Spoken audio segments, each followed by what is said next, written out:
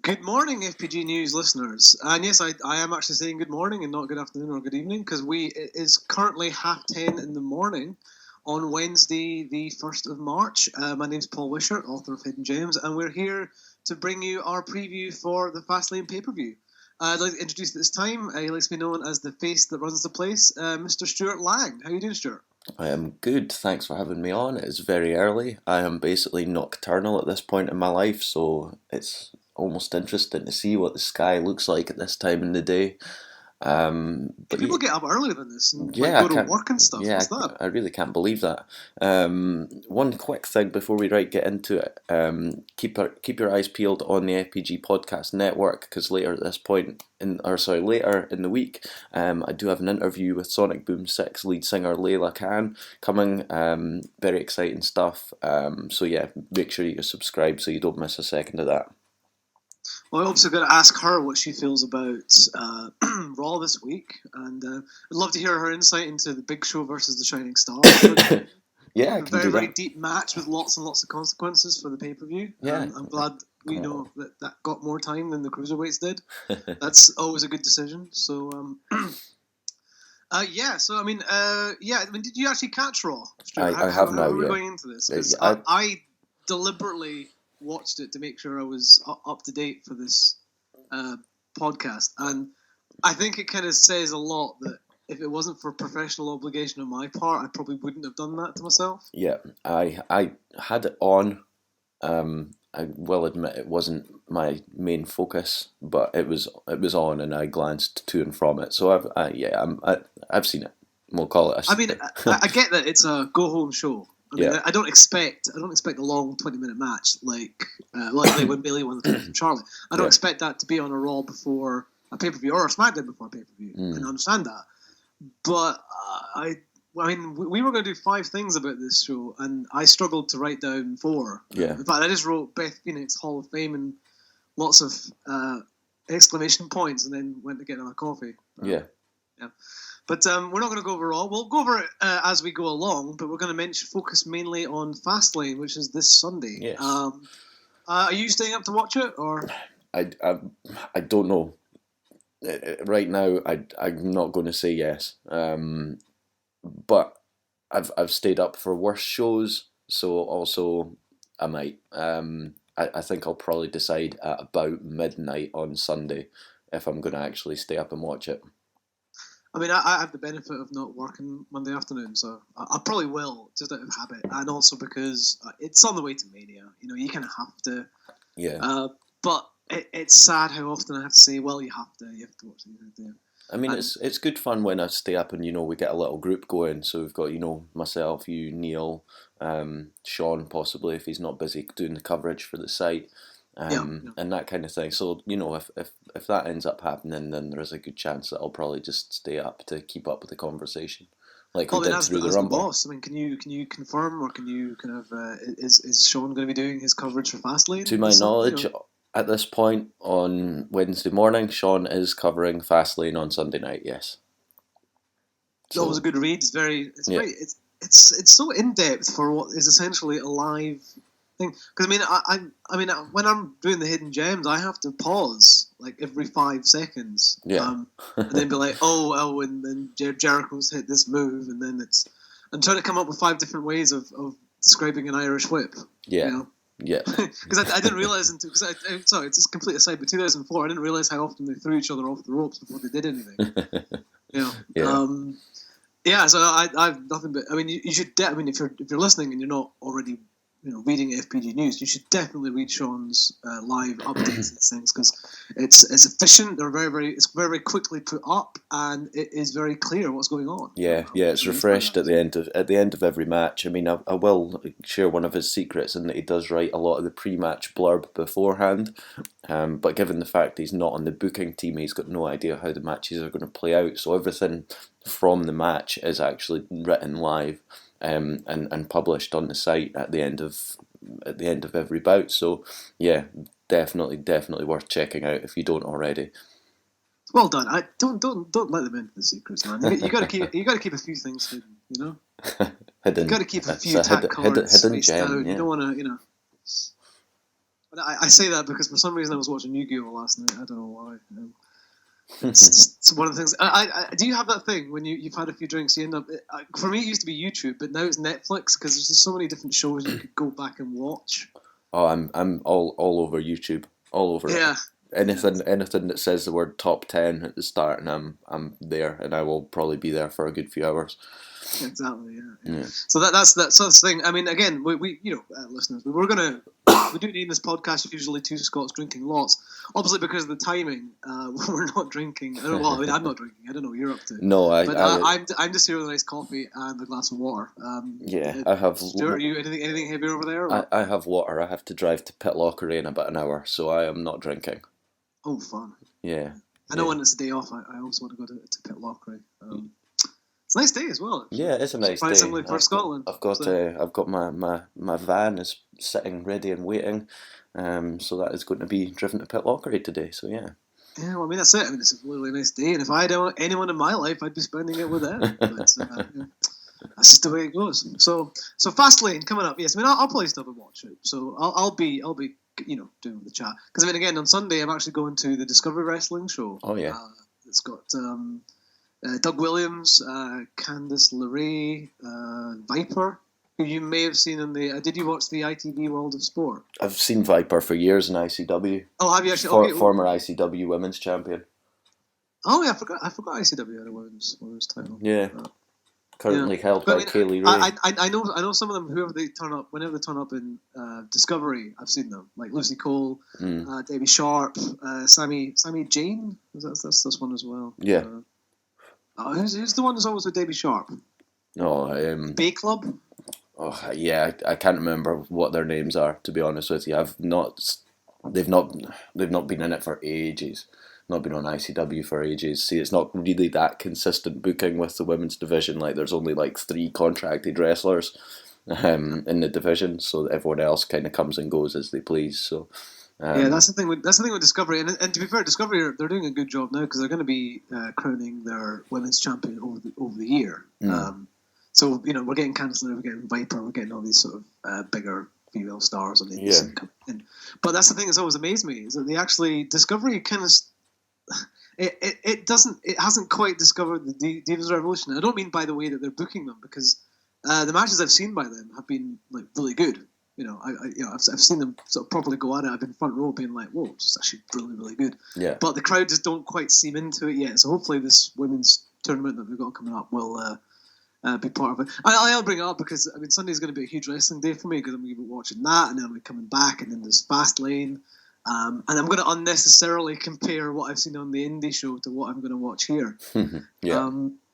So we may as well begin. We're about 10 minutes in now. So the pre-show, we have a tag match between basically the only other visible cruiserweights, the only ones who actually have any kind of personality, apart from maybe TJ Perkins. Yeah. The match is they're turning Rich Swann. It'd be good to see him back.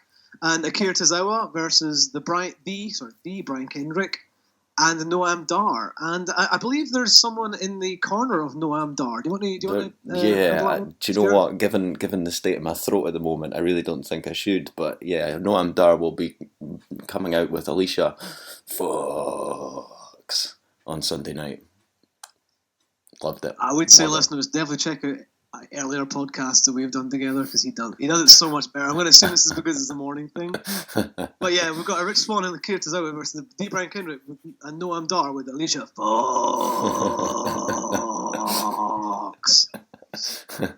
That's the bottle of wine repeating on me from last night. Yeah.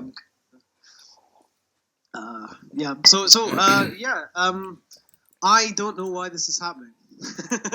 I mean, I haven't been following 205 Live. I haven't found a reason to want to follow 205 Live because it's that sad thing where it's that self-fulfilling prophecy. It's the same thing they did with the women. And it's the same thing why my colleague at work, who, I mean, he's going to die, his love of wrestling's kind of dying, but he never ever watches the women's matches, even when like Bayley was kicking ass in NXT, because his opinion was, it doesn't matter. They don't make me care because they'd never give them enough time for me to care. Yeah.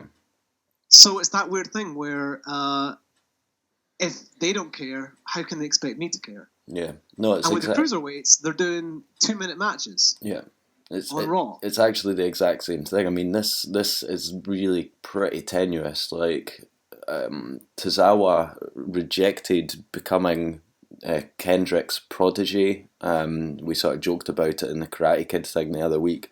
But Noam Dar is kind of weaseled in with Kendrick, although they've not said that he is now Kendrick's protege or whatever. And Rich Swann, I think they just need to have back on telly, so they've just put him in with another face to have two faces versus two heels. Couldn't care less, quite frankly. Absolutely couldn't care less about this. And it's a shame because I really like Noam Dar. You know, I've been watching Noam Dar wrestle for about 3 years now. And yeah, I think it's a waste of everyone involved. And that's it really. Yeah, nothing else I can say about that. Yeah. No, has the... I mean, the last time I watched 205, there was Noam Dar and Cedric Alexander were still feuding. Is that over? Yeah, did they actually get a conclusion on that? No. I know Fox is now with Dar because Cedric kicked her to the curb. Yeah, no, that was. Did they have a blow-off match? Did I miss something? No, that was basically the conclusion. Just kind of more interesting things. I mean, it's good to see Rich Swann back. I think he was a little shortchanged in his title reign, mostly because of the awesomeness of King Neville, but also because they were scripting him like an idiot. You know, they're giving him the old Roman Reigns treatment, where they were, what was it he said to? Something about being a king, but you look more like a jester. Yeah, that was exactly it. And then you're getting audible groans. Yeah. In the WWE universe. They want to like the guy, but yeah. We'll get into Neville in a second. I mean, I really like Akira Tozawa. I like what he's doing. I watched Raw, as I mentioned, and the 2 minutes he was on, I'm like, I appreciate the fact that he's trying to do the best he can with the short amount of time, you know, and you can hear the crowd reacting to him. Also, he's a better luchador than Kalisto, so. He's busy doing luchador things. Yeah, he's doing the luchador things. Yeah, so. True. I did notice on. You mean saving orphans? That's El Generico, isn't it? Yeah. He's down in Tijuana doing that right now, watching Sami Zayn on the pay-per-view. Oh no, he's dead actually. El Generico. What, he's dead? El Generico passed away. Yeah. Oh man, is that you, or did I just? No, that's. I'm not up in my Tijuana orphanages. Pretty sure that's a little while ago. El Generico died. Yeah. Oh wow. So yeah, sorry to break that to you. Tribute to him or something. Maybe my next hidden gem. Although to be fair, I'm probably going to be tied up with Mania matches for the next few weeks. Yeah. Tozawa. I like the fact he's doing the best he can with the 2 or 3 minutes that he has. He's getting over. I like that he has that Japanese thing where he just absolutely hates his neck. I mean, did you watch his match with Noam Dar? You see him get flapjacked off of the top rope. And I swear to, I mean, either he's like really, really good at faking it, or he's landing head first and snapping his neck back. And then when he jumps through the ropes, same thing. It's his neck. It's like it's one of the better comments I've ever heard about Japanese wrestling. The Japanese wrestlers hate their necks. So I mean, Tozawa, no, I'm a fan of his. I like Rich Swann. Kendrick, Noam Dar. I mean, I can't say I like Noam Dar. I haven't seen the same amount that you've seen. Yeah. He only really came into his own in the Cruiserweight Classic against Zack Sabre Jr. And that's because Zack Sabre Jr. has his kind of match. Yeah. I mean... It's sort of hard to not do that. Dar works better as a face, and that's the problem, is that he'll get a better face reaction. But even then, I don't know if he would in front of an American audience. He is extremely talented, but... Excuse me. Oh no! I mean, I'm not. But no, of course. But what I mean is, like, he's extremely talented at what he does. But what he does best is like that sort of Kenny Williams underdog thing. And if he's not doing that, then he's not doing what he can do well. So that's Kenny what Williams, we're seeing right now. For those who don't know, is another sort of ICW guy. He sort of, what does he dress like? I know he has a hoverboard with him. Yeah. He basically dresses like Marty McFly in Back to the Future too. Yeah, I had a fun moment at Discovery last year where he was in the opening Fatal 4-Way, and instead of taking part, he decided to sort of sit in the crowd and just watch. So he was sitting next to me, and I was trying to needle him for commentary, but that's really. Nice guy. Like, well, he was very accommodating of me just being a total fan and just kind of be like, oh, what do you think of the match? What do you think is going on? Yeah, so who have you got in this one? I mean, I think Akira, because they've had Brian Kendrick kind of jump him over and over and over again. I imagine Akira gets some semblance of revenge. The world keeps spinning, and we all move on with our lives. Yep, faces. No reason not to give it to them. Why not? It's a pre-show. No one's watching it anyway. Exactly. I mean, to be honest, if they get some time, I don't mind the idea of them being the pre-show or the opening match, because you can't really have Neville and Jack Gallagher doing it because it's a title match. It has to be further on. It has to be or something. So there are worse opening matches to have. I mean, we had Mojo Rawley and Kurt Hawkins. So in that sense, I think Raw's winning in that case. Maybe we get Jeremy Lambert on that. Raw v SmackDown War, or check out the different pay-per-views and see what he thinks. I might ask him that. Actually, that's a good idea. Yeah, SmackDown is currently winning. I actually read this week, SmackDown is winning, and I would totally agree with that. It's so much easier to watch, so much easier to be at. Sorry, we're rambling. This is very early on, and my coffee's not hit me yet. So, all right, so on to the main show. And what do you think will be the opening match? Do you have I think that, having a quick look at the Wikipedia list here, I think it's probably going to work bottom to top from the rest of the card. I think I can't imagine. I mean, the list that we have here, it has Kevin Owens, Goldberg as the main event, which I agree with, and then Roman Reigns and Braun Strowman. I can't see them doing that back to back. They're probably going to have a middle match between the two. I think the cruiserweights. But yeah, quite possible. Or I mean, to be honest, you maybe have the club versus Gallows and Anderson versus Enzo and Big Cass as the opener, probably. I can imagine Zayn and Joe being the kind of first hour main event. Have you noticed that Raw pay-per-views tend to do that? Yeah. The first hour main event, then the second hour main event, and then the main event. I'm just rambling now. So yeah, well, we'll do it from bottom to top. Yeah. So we have Sami Zayn versus Samoa Joe. Almost, I mean, it must be exactly a year since they had their feud in NXT, and I remember quite enjoying it. Yeah. The matches weren't very fast paced, but I think I commented at the time. This is before FPG News, but when I was commenting on different message boards, I think I commented at the time that these are the only two wrestlers that could get away with such a slow match, because you've got Joe, whose heel offense is always interesting. He does the submission holds, always looks effective. Everything he does is quite painful. And you've got Sami Zayn, who he can sell anything. Yeah.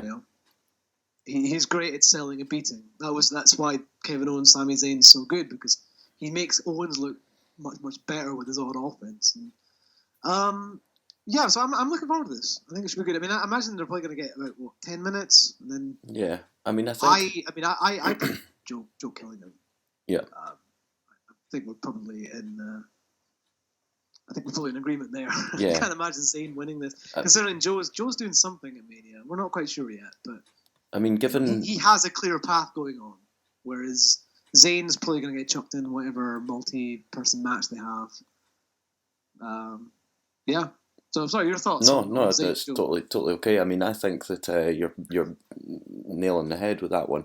Zayn, it's not a coincidence that Zayn spent so long with Strowman and has now been put with Samoa Joe, because, as you say, he sells anything. He looks like he's being killed when he's taking a beating. I think that Zayn got enough offense in on Samoa Joe during Raw on Monday night that Joe can walk over him here without damaging him too badly.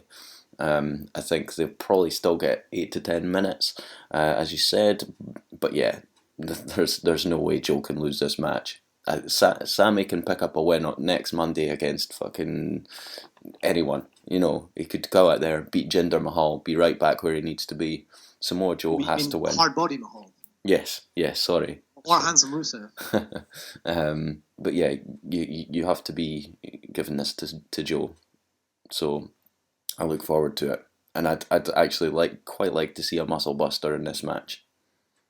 Yeah, he's not hit that since he's been on Raw, has he? I don't know if he's been told not to, because it's only actually Finn Balor and Sami Zayn who've taken it in NXT as well, I believe. But yeah, he's not hit it on Raw. Nakamura took it, definitely. Nakamura took it as well, yeah, beg your pardon. But not many people, like, not everyone did. And that's what I'm kind of thinking. Like, maybe they're a bit worried it's a bit too dangerous. So we'll see. But I'd love to see it on Sunday. That'd be great. Good way to end the match, I think. Well, I mean, my big worry is that they've maybe stopped him because he hasn't done the Kakina clutch either. And I just thought, I mean, I watched Joe back in like 2005 when he was sort of tearing it up in TNA. Yeah. Because I mean, for anyone who wasn't really watching wrestling back then, 2005, WWE was kind of killing it at that point. They were doing really well. I mean, Cena and Batista had just been elevated. You still had your Benoits and your Jerichos and your Edges in the kind of upper mid card, having awesome matches with each other. Orton was safely on SmackDown dealing with Undertaker, so he was kind of out of the picture. And while all this was going on, and keep in mind that WWE was doing well at this point, I kept hearing how much better TNA was. And especially this guy called Samoa Joe, and I'm like, oh, okay, it's kind of interesting. And yeah, and then but the thing I liked about it was the fact that he was just grabbing these guys, like squeezing their heads, and then not like just pulling them down, knocking them out. And the fact that he could do that at any time, it was a great kind of match finisher, you know. Yeah. It was sudden. It was brutal. It was sort of I'm just gonna, damn you, pass. I'm gonna knock you out. I've got you to hold. It's done. It's when he was, because he was sort of a full MMA back then. Before you had Brock Lesnar, you had kind of Samoa Joe doing that sort of thing. So I hope he brings that back, and I hope they haven't banned it just because of that injury to Seth Rollins. You know, because he hasn't used it since, as far as I'm aware. Yeah, and that is concerning. Like the Muscle Buster, if he uses that as a kind of super finisher, I'm fine with it. He needs a submission finisher though. He needs the Kakina clutch. I don't buy that Uranagi is a long-term finisher. We'll see. Maybe they're saving it for pay-per-views. So. Yeah, I hope so. But yeah, I think we're predicting a Joe massacre. Yeah, absolutely there, yeah. All right, and speaking of massacres, that's one thing about this card I just realised. There is 3 different matches all with the same story. They're all kind of the underdog against the monster. Yeah, you're right, actually. But our second of those, I actually didn't realise it now until, because you look at it on Wikipedia, they're all on the same side. I'd say you could almost argue 5, looking at it. Who would the other well, one? depends. Owens Goldberg would give you, but I'd possibly argue Reigns Strowman, given the way that it's been booked. That's what I was referring to. Okay, so you've got Jax, Banks, and Joe Zane. Kinda, I suppose. Bayley, Charlotte you can't really class Charlotte as a monster, I suppose. So yeah, okay, take that one out. Well, I don't know. I mean, if you're on the internet long enough, you'll find out people call her a man, which is ridiculously wrong. Yeah, that's very unfair. So yeah, Sasha Banks versus Nia Jax, the rematch that apparently we all demanded. Oh yeah. Remember how I said that I didn't care for the tag team match at the start of the show? I think I actually care about this less. I get it. Yeah. I mean, I think this is a storyline match. In that it has to happen. It's going to happen before the women's match, and the whole point is that Banks is going to get taken out, and that means Bayley doesn't have her advantage, which means, spoilers, she's going to lose the title. But I mean, I think we both know Charlotte's taking the title back because that's what it does. Yeah, which is a joke. I hate that. Hate it. But that's the thing. So I mean, Banks and Nia. I mean, I expect it to be good. Banks is another one of those ones who sells quite well. I mean, she's sold the beating from Nia last time quite well, and they had that big tag match on Raw, which was, I mean, the promo beforehand. Do you think they're scripting them now? Because I can't imagine that Sasha Banks would come up with something like Stupid Face and then start using it as... I mean, that's in the same league as Rooty Tooty Booty. Yeah. Or Fruity Pebbles, or Popcorn Fart, or... What was the one that Reigns called? Tater Tots. Yeah. It's in that kind of... Yeah. Oh, I just hope it dies. I hope it doesn't become a thing. No, it's really, really bad. Like, this feud is really damaged both girls for me, quite honestly. I mean, Nia Jax isn't like most girls, so there's that. I heard that, yeah. Yeah, but Sasha Banks, obviously fantastic. She's had one hell of a 2016. I haven't cared about her at all in 2017, quite frankly. I hate this feud for both of them. I think Jax will win. That's all I really can say about it. I think that's the underlying issue I'm finding with Raw compared to SmackDown, in that they make it very, very difficult for you to care about anything other than the title matches. I mean, you just look at the New Day. Admittedly, the New Day were always going to be in a problem, because once you've broken the tag team championship record, or any kind of record, winning it again doesn't mean anything, and you need to have something afterwards for it to be important. But see, I wonder if it's maybe that Raw is proactive and SmackDown is reactive.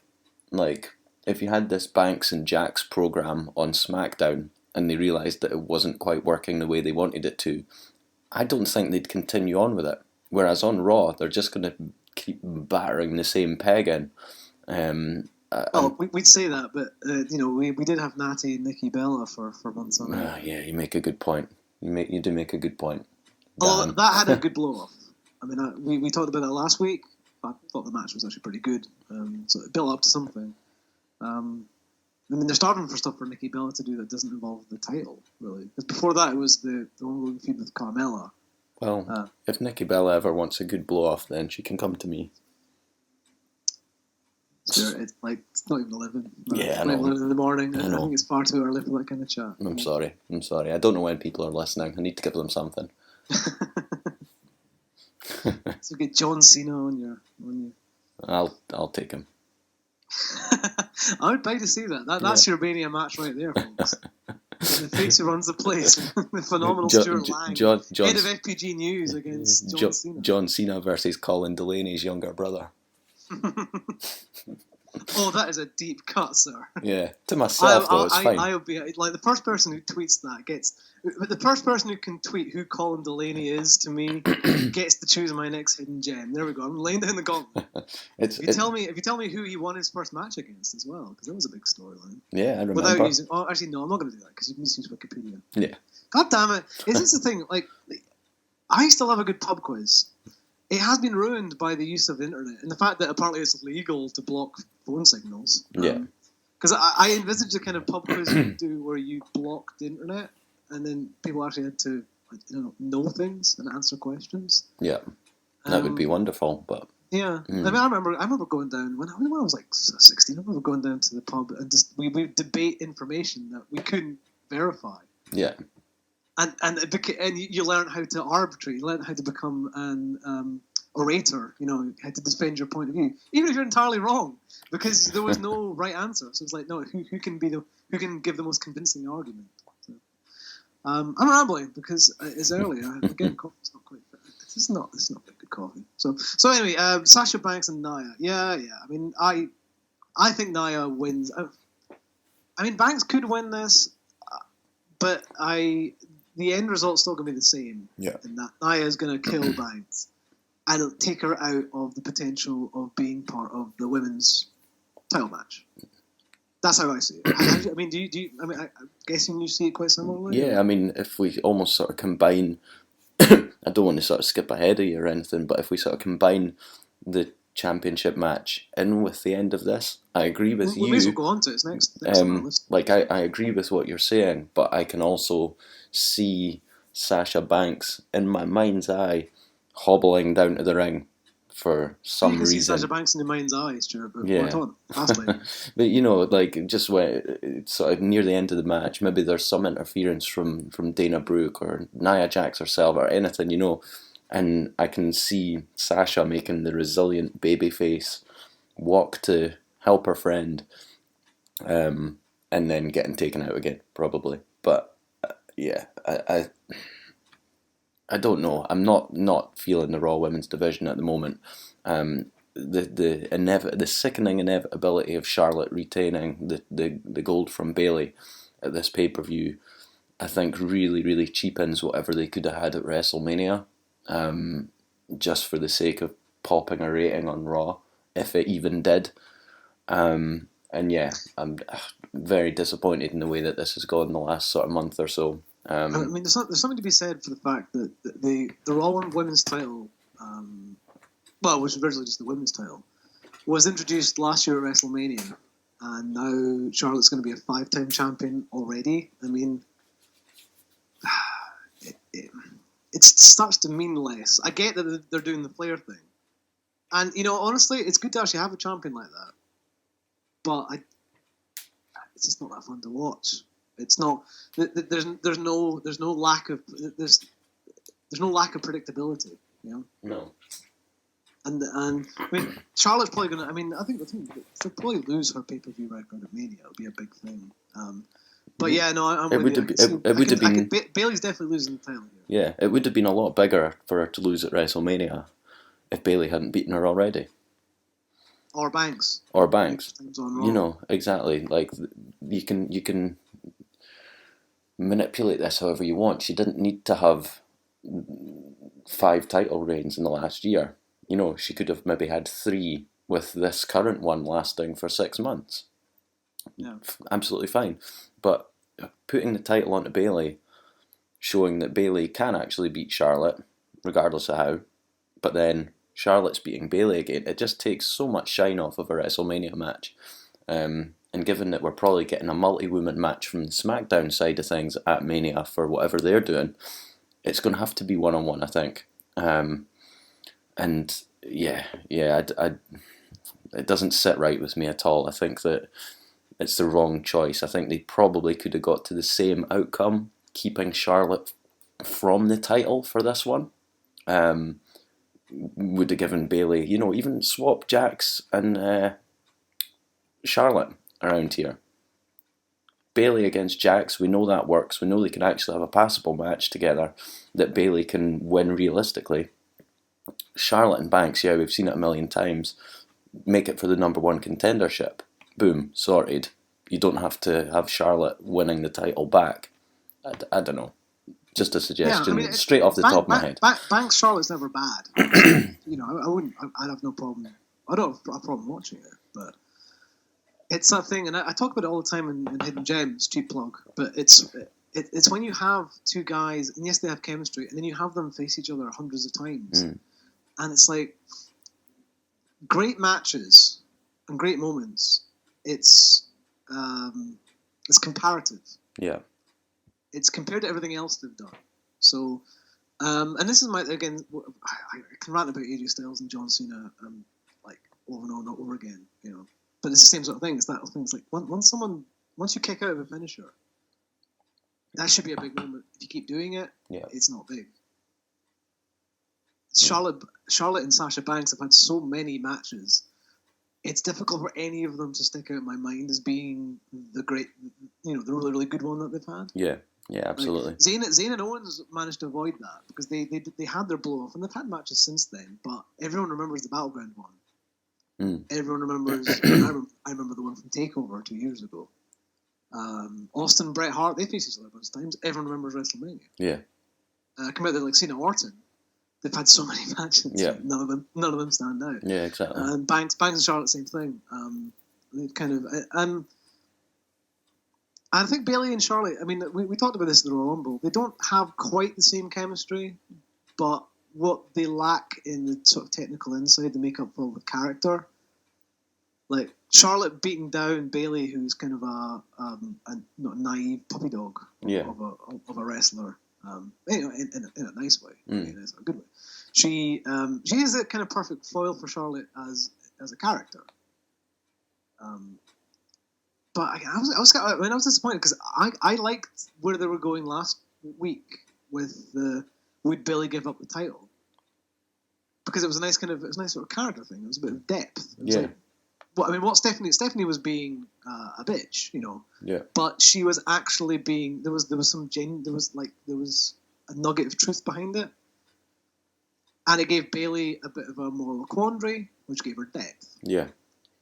But then she just sort of said, "Oh, fuck it, no, I'm going to keep the title." Yeah, exactly. They're having this completely negating all that. Yeah. Yeah, and then the promo this week wasn't that great, and the only thing I wrote was I've actually wrote some notes here. Dana Brooke, why? It's generally why. There was something about the Academy Awards because WWE are always desperate for their mainstream attention. Mm. Promo was really awful. I liked the bait and switch with Nia Jax, partly because it means we didn't have to watch Dana Brooke wrestle, but also because if you're going to have a surprise partner, Nia Jax is a pretty good surprise partner. You know, it's sort of it's her or Braun Strowman at this point. Well, that's kind of I feel the opposite way. Like, who else in hell was it going to be, really? Alicia Fox. And that was the only other person on the roster. Only other women on the roster it could have been, and it was never going to be. Apart from Emma. Why have they not got Emma on there? For fuck's sake. Mm. Yeah. So yeah, I think we're pretty much in agreement here. Charlotte's going to win. Yeah. And back. And they're inevitably going for, I think it's a 4-way. Maybe that's what the hint is. Mm. Which, fair enough. I can't imagine it will be bad. But on the other hand, I wasn't that impressed with the tag match on Raw. It was really, really sloppy until Charlotte tagged in. Then they kind of brought it back. But I don't know. Nia has flashes where she's really, really good, but other flashes where she seems to get a bit lost. Is it just me? You know, like it's just sort of there, but it's not quite as sharp as it could be. Yeah. I don't know. Anyway, so we both have Charlotte. Yeah. And then we're going on to Mania. That's pretty much it. And speaking of titles that.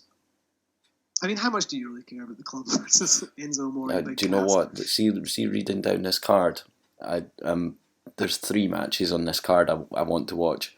4, actually. Let's say 4. We've not come to 3 of them yet. Sami Zayn, Samoa Joe is one. This is not one of them. I am slowly is not the right word. What's the correct word? Quickly. I am quickly becoming. Of course. When you were saying slowly, I thought, you meant to make quickly. Yeah. I am quickly becoming to hate Enzo Amore. I think that's the point. I think you're supposed to I really don't think that it is. I as much as I wish it was at the moment, I just don't think it is. I think they're trying so hard to give him his stick that it's completely backfiring. The guy's come across as an absolute abhorrent human being for the last 2.5 months. Like, I don't know why anyone could possibly want to see this match go any other way than Big Cass walks off at the start of it, and you know we just get an echo of, was it Tito Santana and Rick Martel at WrestleMania 6, if we're going way back, just goes, you know what, Rick Martel goes, you know what, fuck this guy, and walks off and leaves his former friend to the dogs. I'd love it, love that, but it won't happen. It won't happen. We'll get a fairly adequate 8 to 10 minute match again, with probably the club retaining, because Enzo and Cass are going to be the nearly men of the tag division until Big Cass throws Enzo like a dart into the crowd. I don't know. Well, I mean, because Enzo's always been he's always been quite confrontational. Yeah, confrontational, aggressive. He's always been quite. He's like a chihuahua. He's the bark. He's the bark of the group. But recently it's different. It's taken a different tone recently. It's a difficult character to balance right though, because if you do it right, then you have a lovable wisecracking underdog. Yeah. If you do it wrong, you have Scrappy Doo. Yep. Yeah, and it's like he's been a very rapey Scrappy Doo for a little while. Well, I mean, that's the thing. I mean, you quite like watching Scrappy Doo get beaten up, but he also, I mean, I have to have a bit more admiration for Scrappy now that I went back and watched it as an adult, as I do in one of my Netflix binges. But because he is kind of annoying, but it is also a little adorable, Let me at him. And his thing with Lesnar at the Rumble was, I still like that. I thought that was one of the highlights of the last part of the match. I know you didn't like the fact that they wasted number 27 on him. Yeah. But him coming in and just getting himself psyched up and then getting killed. Yeah. Made me laugh. Nice contrast, you know? That's what I hope for this match, quite frankly. I think that Gallows and Anderson need to look like killers really, really soon. And I would have previously... Why are they not killers? They look intimidating. Yeah. They have some of the best music in WWE. I think I mentioned this on the music podcast before, but I'm going to say it again. Omen in the Sky is a song that genuinely gets stuck in my head quite regularly. Because it's just really, really good. Yeah. They should be the cool killer tag team, and they're not. They just keep looking like complete dorks. Yeah. You know, they won the tag titles in ridiculous fashion. They got beat up by Roman Reigns, and they're getting in. I mean, they had that singles match on Raw. Big Cass won, which I can understand. Big Cass wins for. Yeah. But yeah, my prediction for this one is a more of a fantasy booking. And it's Gallows and Anderson via MDK on Enzo and Cass. You gotta be careful though, because if Enzo gets drafted to SmackDown before Zack comes back, we might get Enzo Amore and Mojo Rawley as a tag team. Well, that'll give me reason to ignore them both. That's fine. Yeah, but you realise the promos were going for like hours. Yeah, that's true. But hopefully someone would have the wherewithal to just switch cameras on them and keep the red light on so they can tire themselves out. Yeah. It's been very, very negative. Yeah, do you know what? I honestly wasn't that down on Fastlane. This week. To be honest, it's raw. It's seeing these matches and actually having to think about them. Like it's kind of brought it out of me. I went to bed last night, had a quick read of these things. I was like, yeah, I can be all right. And then, got my 8 hours, and yeah, not so impressed anymore. Yeah. So, but at least from now on, I think we're both quite interested in, which is King Neville versus Jack Gallagher for the Cruiserweight Championship. Yep. 3 matches now I'm looking forward to. So yeah, this should be good. Yeah, as I mentioned a few weeks ago on this very podcast, I'm surprised they're running it now because I would have had Gallagher a few months down the line as a future challenger. But I guess I don't really know who else would have challenged Neville at this point. Rich Swann in a rematch. Maybe had Cedric Alexander to go out there and just have a good match for the Cruiserweight Championship. I don't know. Because I would have thought, because Gallagher is one of the other guys who I think he's over. Like and I mean, I'm a big fan of his because I watched. I think I mentioned this last week. But I'm going to fanboy again about this stuff because I watched him at the only ICW show I've been at, which is when they were in Edinburgh. Yeah. And this was my friend's old flatmate was in the kind of semi-main event, tagging against Grado and Colt Cabana. Yeah. So we were sort of there to support him, but I had to be really honest afterwards and say, your match was awesome, and that's great, but Gallagher stole the show for me. Yeah. Because he got the crowd to pop on a wrist lock. Yeah. You know? He got them biting on it. He set it up, he kind of milked it, and it was like, oh, and then he got it. And it's just little things like that where, you kind of step out of yourself, because we're being quite cynical and analytical here, but when you step out of yourself and you don't mean to, for something as simple as that, you can't help it. No, I mean... And he does come across as genuine. Yeah, I think that Jack Gallagher being as over as he is exactly the reason why we're getting this match. Like you were saying that you don't see why he wasn't going to be a challenger down the line. There's no reason why he can't still be. I just think that Neville needs someone that the crowd are invested in to continue his run of badassery. Because Neville, quite frankly, Neville's the best thing about Raw, except for one person that we've not come to yet, for me, at the moment. I think this character is... Sorry? We'll get to Roman Reigns in a minute. Yeah, we will. Neville's been phenomenal. He's absolutely crushing it. He is the reason I want to see the Cruiserweights at all.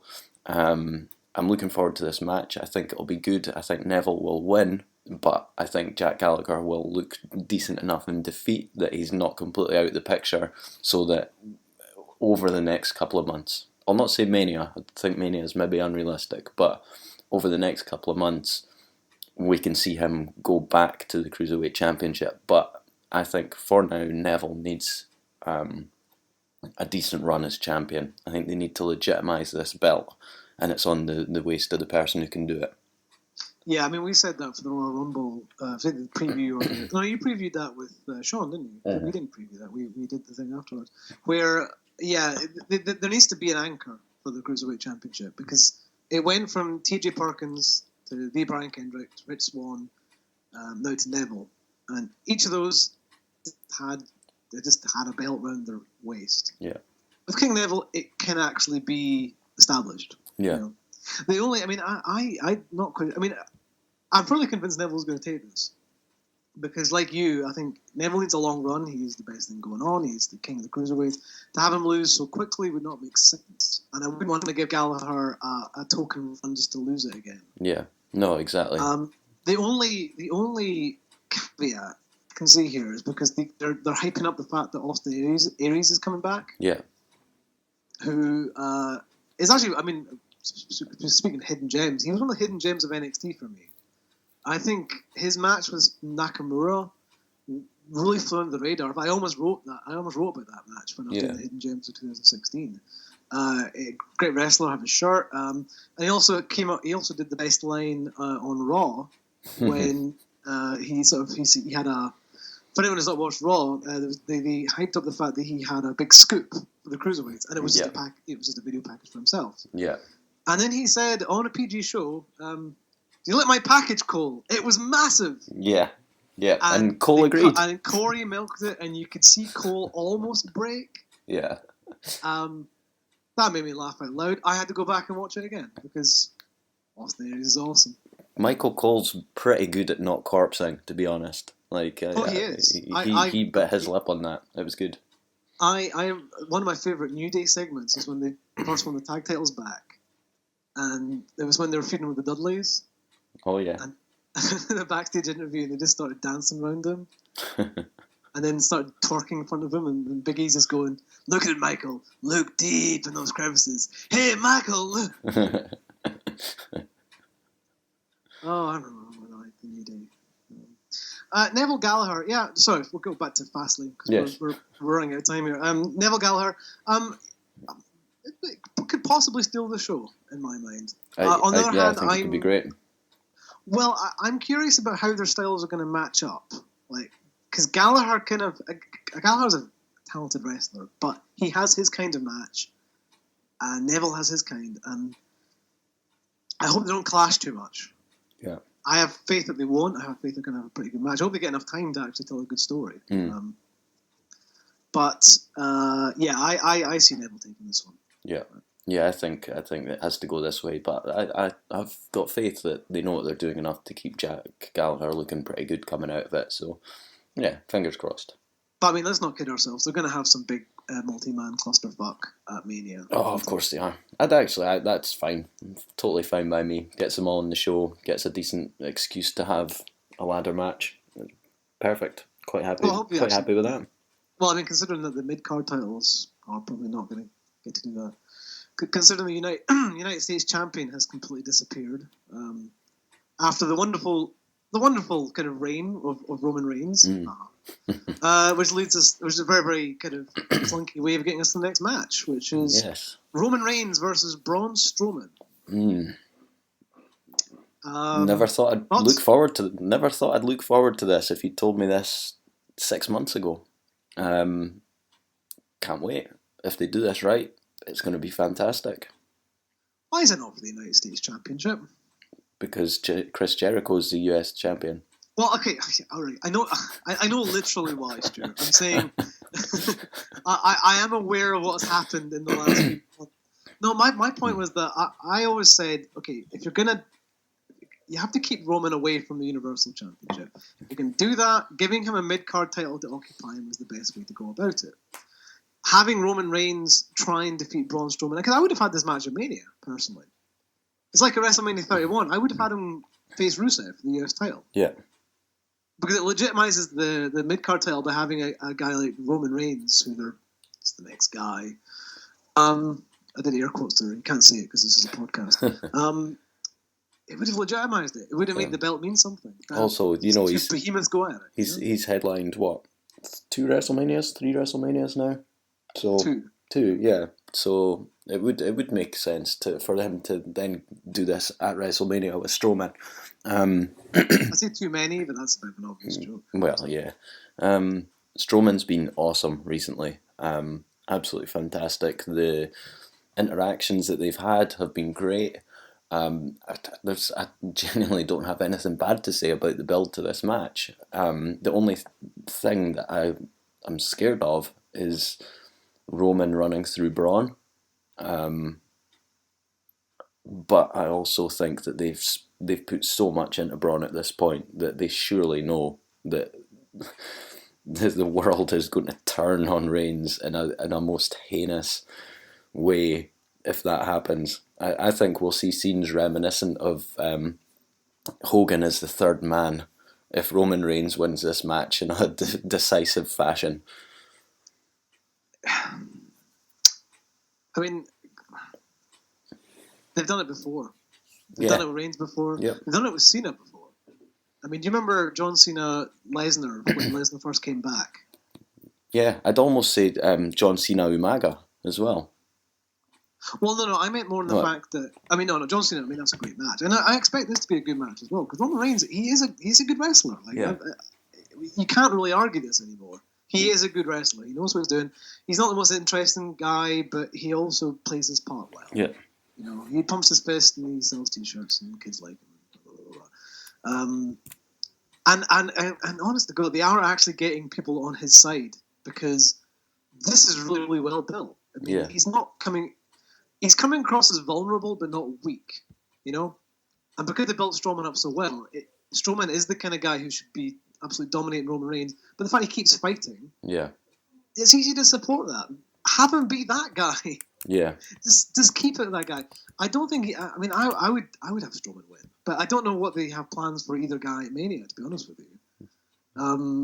So I mean, this might be a non-finish to build up a rematch at Mania, which I'd be all for. Yeah. I said a few months ago that if you're going to do something, have Roman Reigns versus Braun Strowman. Well, if you look at last year's WrestleMania, Mania, have it mean something. If you look at last year's WrestleMania, you know, you had the sort of I'm trying to think of the right word, and I can't. But you had you had the match. You had the match between Ambrose and Lesnar last year, which was just plunder. Plunder is the exact word I'm looking for. If you were to give Reigns and Strowman the keys to a hardcore match at WrestleMania, great, do that. Well, that's what's weird. This is just a singles match. I would have thought by this point it should be something more. Which gives me even more hope that they could do this. You know what I mean? A singles match can't contain them. I'd have these guys fight to the death. You know what I mean? Who cares? Who cares if it's a singles match? Like, who cares if we even get a 3 count in this? Just have them barrel out, double count out, through the tables, through the barrier, whatever. You know, sign something meaning they can't touch each other to WrestleMania, chuck them out there with all the weapons in the world, boom, great, fantastic. Yeah. But, I mean, I see, we've been here before, we've been here with these kind of things where it's like, they've built up a challenger worthy, and they're making, and because the challenger's worthy, Roman Reigns is getting, he's not getting booed. Yeah. He was getting cheered at the end of Raw. Mm. I was cheering for him at the end of Raw. I'm like, you know what?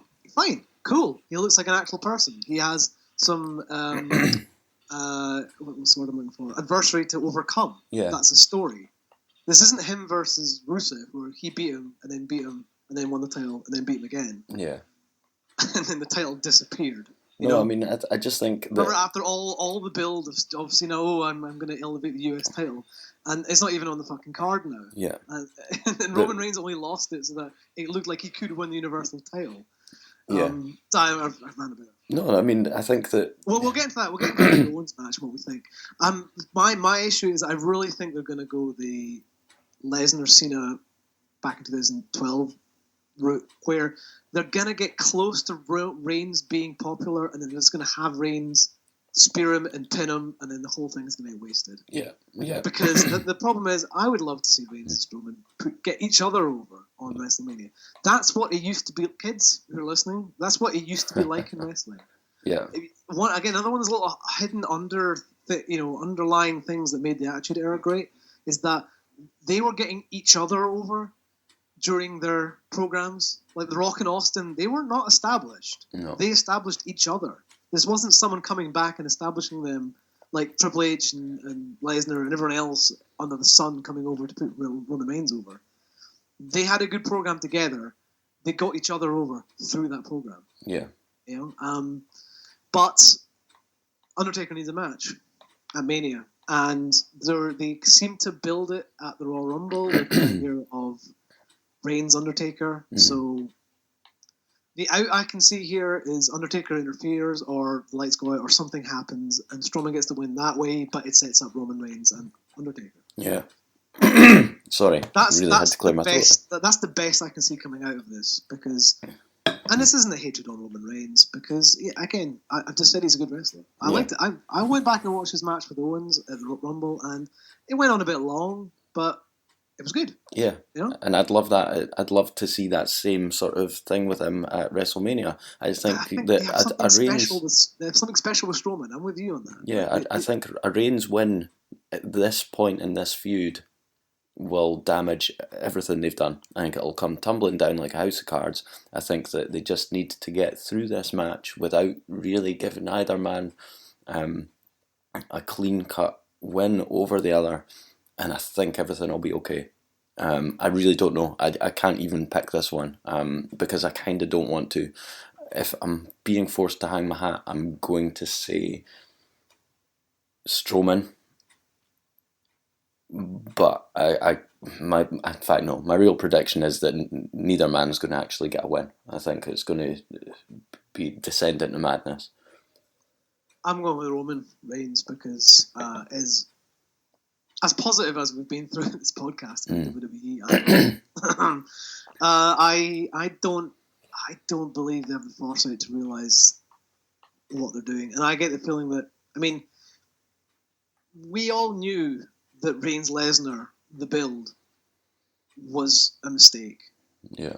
And they stubbornly went for it, and they kept going, and I mean, it ended up good. I'll give them credit for that, but it wasn't anything different than Lesnar's match with Cena. But Reigns just kind of took a couple of suplexes, and then they had the awesome ending with Seth Rollins and etc. That's all history. Yeah.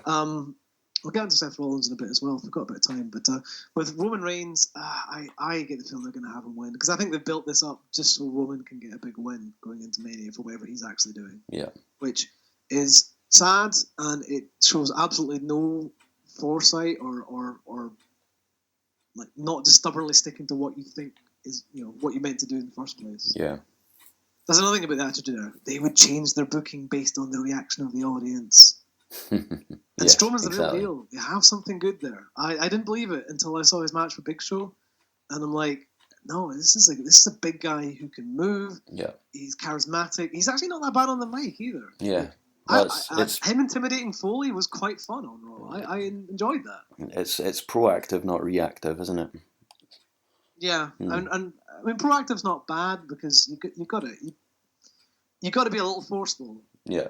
And then see what happens. But that's kind of what I like about SmackDown, is that they'll start something, and then halfway through they'll kind of assess it and then work out what they're doing. Or at least that's how I view it. I might be entirely wrong, or maybe I'm projecting a bit. But I'm thinking Roman takes this. Okay. Yeah. So fair. I mean, I don't know if it'll be entirely clean, but I think he's winning so that he has momentum into whatever he ends up doing at WrestleMania. It might be The Undertaker. I'm not sure. There's still a few pieces of the card that are yet to come together. So yeah. Speaking of which, we come to our main event. We have Kevin Owens, the Universal Championship, the champion. Yes. Putting the title on the line against Goldberg. Did you play a lot of wrestling games when you were? Did you play like Raw v SmackDown or even WWF Attitude? Yeah. WWF Attitude. SmackDown 1 was my jam.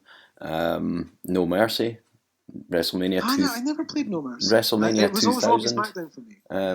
In fact, WrestleMania 2000 was probably the first real wrestling game that I became addicted to. Then Attitude, then SmackDown 1. And then not really any others. The reason I bring it up is that Kevin Owens v Goldberg does seem like one of those matches that would just randomly occur when you ask the card, when you ask the game to autofill a card for you. Yeah, and it picks up a couple of creator wrestlers. Yes. Yeah. Yeah, it's exactly that. I had the dweeb. I think my friend was always two-toned. He'd always make this guy who was like massively fat, and then give him all the cruiserweight moves, and but it was childish, but we thought it was quite amusing. Oh yeah, it's definitely funny. So I mean, yeah, I kind of like this from a spectacle point of view, because it's one of those things. I never thought I'd ever see Kevin Owens versus Goldberg in my life, but yeah, there it is. So yeah, I mean, and I think this is a match that's not sold on the match itself. It's sold on the fact that there's going to be some shenanigans. Yeah. Some shit's going to go down. Do you think we see Lesnar or Jericho first? Or both. I mean, I'm not sure if we're going to see Lesnar. I have no idea. I mean, I'd like to think that they're not going to go with Goldberg Lesnar for the Universal title, and the only reason is I don't want to watch. I mean, I don't watch Raw that much anyway, but I don't want to watch a Raw where the main title is not there. Yeah. And Lesnar's not on a full-time contract, and Goldberg's not going to be wrestling every single match. No. So, and I can't imagine them having Lesnar lose the Raw after Mania, or Goldberg lose the Raw after Mania. Yeah. So exactly. For all the rumors that they're going to make this Goldberg Lesnar for the Universal title, I think Owens somehow retains it. I'd not love sure that. how. Yeah. I don't see any reason whatsoever for them to put the belt on either of these guys. Like in terms of Goldberg or Lesnar, my worry is that they put the Universal Championship on them, so that Owens and Jericho can do something with the US title. I hope it's such a waste of either title, isn't it? Yeah, of course. Yeah, it's an absolute waste of both titles. I'm really torn on this one. I think that Goldberg's going to win, to be honest with you. I hate to say it. I think Goldberg's going to win. I'm not happy about it. I think that Jericho is probably going to play some part in this to get us to the feud, because I think it's been a bit of a foregone conclusion. We're going to see Owens and Jericho at WrestleMania.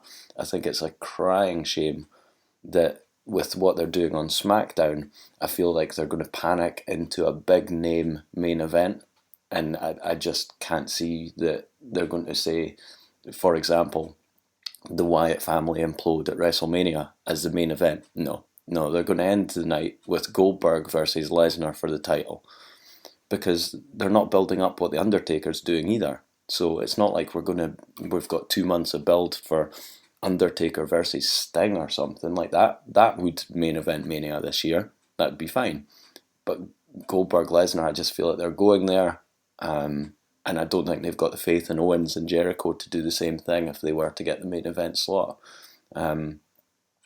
It's kind of sad. I'm not looking forward to this match. I'm really interested to see how it plays out.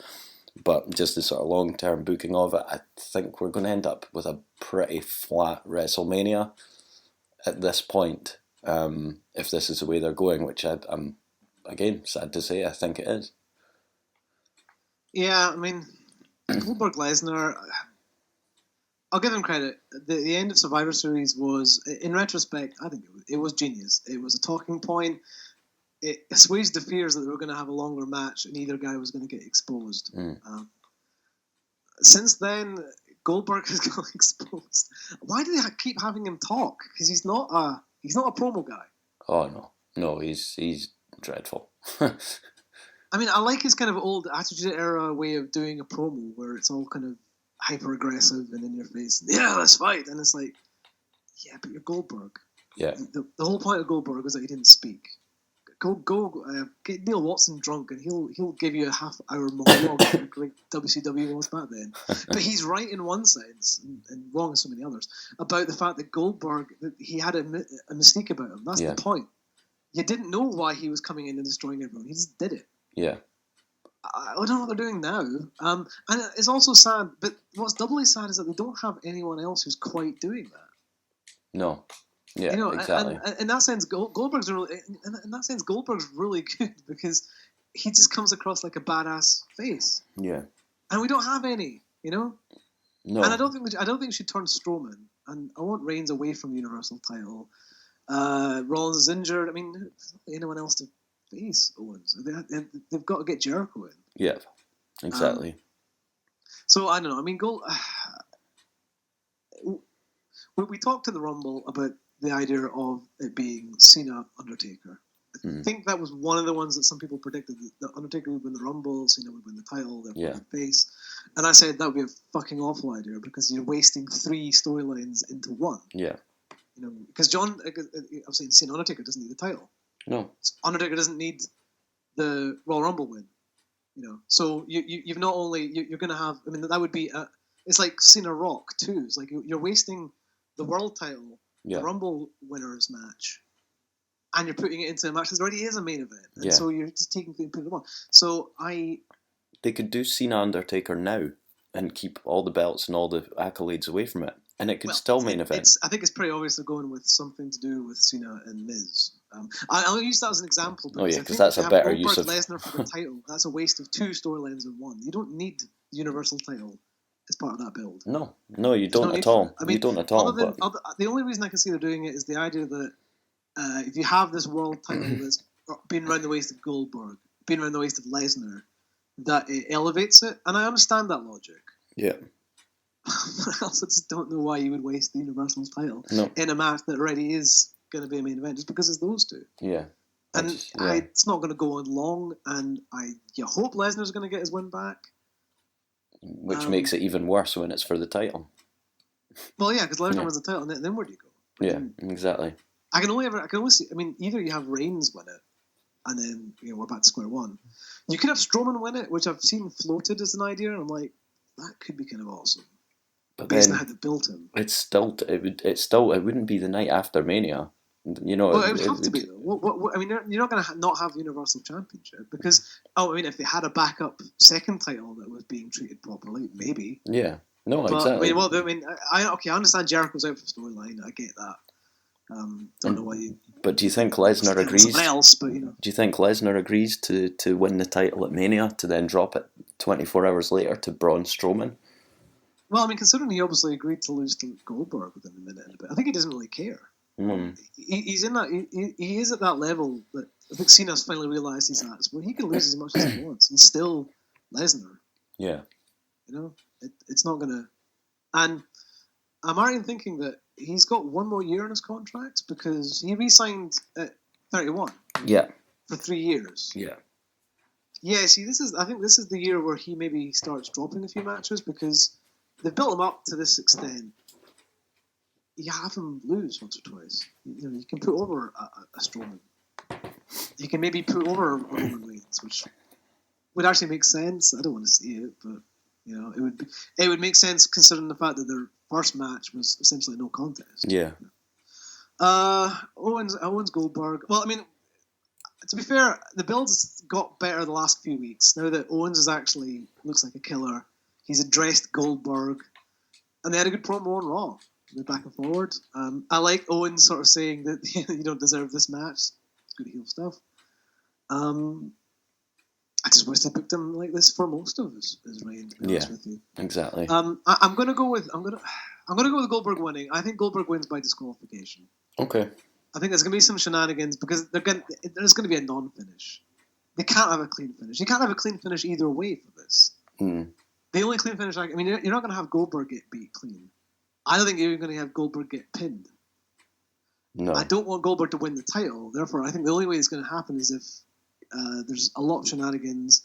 Goldberg somehow gets screwed out of the title. He spears a bunch of people and then taunts Lesnar, and then that's it. And then that's the end of the pay-per-view. So only way I can see this going. I think that's probably the best possible outcome for it. Yeah. I mean, again, promo on Raw, it's pretty good. They built it not that bad. Like after ignoring it for a few weeks, and admittedly they had to get the Jericho stuff out of the way. It's probably one of the better. But I mean, other than maybe Reigns, Strowman, and I'll throw Bayley and Charlotte a bone here. It's probably the best built match of the show, third or fourth. I mean, it's doing it. It's doing its stuff. Yeah, it's been okay actually. Yeah, I mean that's why I'm looking forward to it. Is the promos from Owens last couple of weeks. Yeah, it's fine. I mean my overall excitement level for this is probably about a 5 out of 10. Yeah, I know I don't sound it, but yeah, like I said at the start, I'm kind of nocturnal, so this is a very strange time of the day. But coffee's kicked in for me, so I'm actually quite excited. See, I don't drink coffee, so I don't have that. Yeah, me, but just generally. But yeah, that's I'm about a 5 out of 10. I'm pretty sure that when it comes to the pre-show starting on Sunday night, I'm sure that I'll kick back and watch it. So yeah, I've got hopes that Raw have enough of a plan of what they're doing in the run up to WrestleMania that this isn't going to be a complete disaster. But I'm also not expecting it to be the pay-per-view of the year either. So yeah, I'm going to go with 6 for this because I can't. I mean, I'm looking at the card and I can't see any. Maybe the only match I can see not being good would be the tag match. Mm. You know, the tag team title match. I mean, because all the other guys, they know what they're doing. You know. Yeah. And we've seen the matches before, apart from Reigns and Strowman and Neville and Gallagher. You know, we've seen Bayley and Charlotte. We've seen Banks and Nia, Sami Zayn, Joe. We know they can do good stuff. So I have no problems with the potential quality of the matches. Mm. But I can't see anything that's going to stand out. You know, it's probably going to be. I mean, if we compare it to Elimination Chamber, I think this pay-per-view is going to be a lot more consistent, but a lot less exciting. Nothing's going to reach the levels that the Elimination Chamber match did. Mm-hmm. And that's kind of Raw's problem. Yeah. Is that SmackDown isn't consistently great, but the lows emphasize the highs a lot better. Yeah. Whereas this is all kind of middle ground. It's like, well, it's all going to be all right. I think Neville and Gallagher have the chance to steal the show. Reigns and Strowman will have some sort of. They should have bells and whistles in their match. I hope it's not just straight 1-on-1 because from what we've seen, it would be kind of silly for them to. Well, I mean, you were saying that about Nikki Bella and Natalya after the feud they've had. For them to just go in the ring and have a straight 1-on-1 would be ridiculous. Yeah. Yeah. It would break immersion. It wouldn't feel like a proper send off or But I'm a 6. I'm gonna watch it. I'll probably enjoy some of it. I'm not sure if I'm gonna remember any of it the next day. But, that's the goal. Always the goal. Yeah. So we're on about an hour and 10 at this point. Are you needing to head off, Stuart? Or yeah, I'll need to get going at this point. I'm afraid. No worries. Well, we'll get into. I mean, hopefully by next week after Fastlane, we'll have a bit of a clearer view on what the road to WrestleMania is going to involve, or what WrestleMania itself is going to involve. Yeah. Because there's a bunch of holes, really. I mean, if you think about it, some of the main matches are there. I mean, we know it's pretty obvious we're gonna get Owens, Jericho. We've got Goldberg and Lesnar. Well, not even those. They're not confirmed right now. Goldberg and Lesnar's confirmed. Well, okay. So there's one, but no, they've confirmed it. It's on the. I'll double check because Wikipedia is a source of all information. No, they have. You are right. They have said that on WWE television. You're right. They don't need the crutch of the belt on that yet. Anyway, so that's right. But yeah, I think. There's still a lot to learn, and I think we'll know a bit more after Fastlane, and we can really start like scrutinizing the week to week again, and in terms of how they're building it up, because it's not actually that long to go anymore.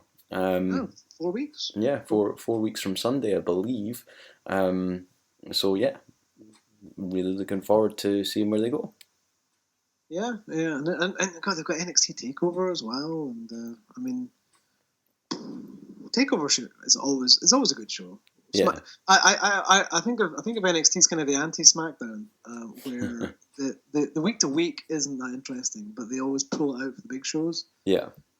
Whereas SmackDown's such an easy show to watch week to week, but the pay-per-views, I mean, all right, there's usually one match that you kind of want to go back and watch, but and Raw is just kind of there. Yeah, existing. We are wrestling fans, listeners. We really are, and you know, we are trying to get excited for this. I'm sad because I care. We're not massively cynical people. I mean, okay, we are, but we're not that cynical about wrestling. It's just there's nothing that's standing out right now for me. No. Going into Mania, there's not. At least last year there was always like I loved the build for Lesnar, Dean, Ambrose last year. This year there hasn't been that one match. It's like, okay, well, everything else might suck, but I want this. I want to see this one. Yeah. This one's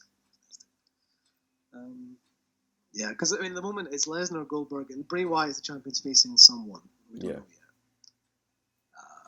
yet. I mean, it's going to be Orton.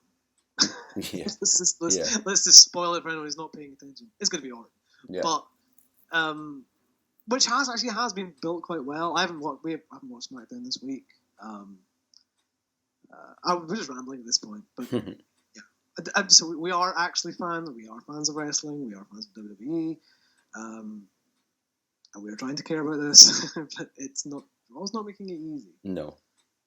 Well, we'll see how it goes. I mean, we'll be fans by May. We always are. Oh yeah, of course. But yeah, Fastlane 6 out of 10 build. I was like, it might surprise. I don't think it will. I don't think it will be bad. I'm not going to regret watching it, but I'm probably not going to watch it again. Yeah. I think that's the best way to sum it up. Yeah, I think so. Perfect. All right, do you want to tie a bow on this? So? Yeah, sure thing.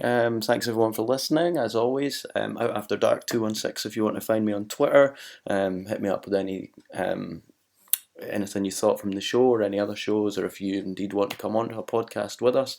If you have any suggestions for non-wrestling related questions for Layla from Sonic Boom 6 for me over the next 24 hours, please let me know, and I will make sure they get fielded to her.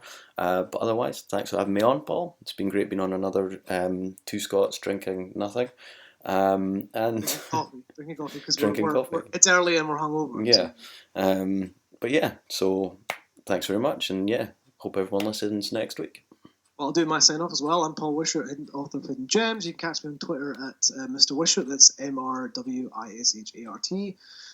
you have any comments about the show or what I'm writing, or just your thoughts on the meaning of life, tweet them to me. You can talk about the meaning of life in 140 characters. Yeah, absolutely. Anything more is just excessive, I think. So yeah, send me a tweet, follow me, etc. Blah blah blah blah. Check out my latest Hidden Gems. We're focused on Jericho v Christian at WrestleMania 20, which is widely considered a kind of hidden classic. I love it. Great match. Yeah. I'm kind of surprised how much I liked it. Like I liked it at the time. I thought back thinking, oh, this might not hold up. I've had ones where it's not held up and I've had to rewrite stuff, but no, it was good. Evil Trish is always a good thing. Of course. Probably going to spend the next few weeks focusing on other Mania Hidden Gems. If you've got any suggestions, please send them along.